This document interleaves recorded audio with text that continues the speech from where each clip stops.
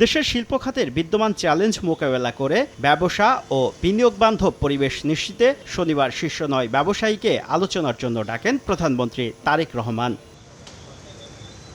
সকাল 10:30টার পর তেজগাঁওয়ে প্রধানমন্ত্রীর কার্যালয়ে প্রবেশ করেন সরকার প্রধান। বেলা 11:30টায় শুরু হওয়া বৈঠকে অংশ নেন অর্থমন্ত্রী আমির খসরু মাহমুদ চৌধুরী ও জ্বালানি মন্ত্রী ইকবাল হাসান মাহমুদও। বৈঠক সূত্রে জানা গেছে, নিরবচ্ছিন্ন জ্বালানি সরবরাহের নিশ্চয়তা চেয়েছেন ব্যবসায়ীরা।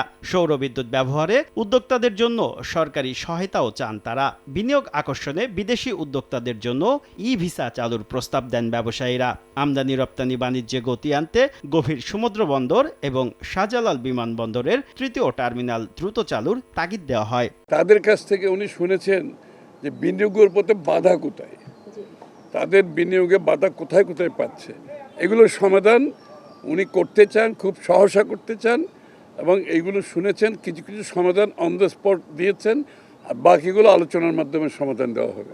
মধ্যপ্রাচ্য সংঘাতে জ্বালানি সংকটে চাপে দেশের অর্থনীতি। এই চাপ মোকাবেলায় এশিয়ান ইনফ্রাস্ট্রাকচার ইনভেস্টমেন্ট ব্যাংকের কাছে বাজেট সহায়তা চাওয়ার কথা জানান অর্থমন্ত্রী। জ্বালানি সংকটের কারণে যে চাপ সৃষ্টি হচ্ছে অর্থনীতির উপরে, বাংলাদেশের উপর না, সারা বিশ্বের সব দেশের উপর এই চাপটা সৃষ্টি হচ্ছে। এখান থেকে বের হওয়ার জন্য আমরা বাজেট সাপোর্টের সম্বন্ধে আলাপ হয়েছে এবং তারা সম্মত হয়েছে, তারা বাজেট সাপোর্ট দেবে বাংলাদেশকে।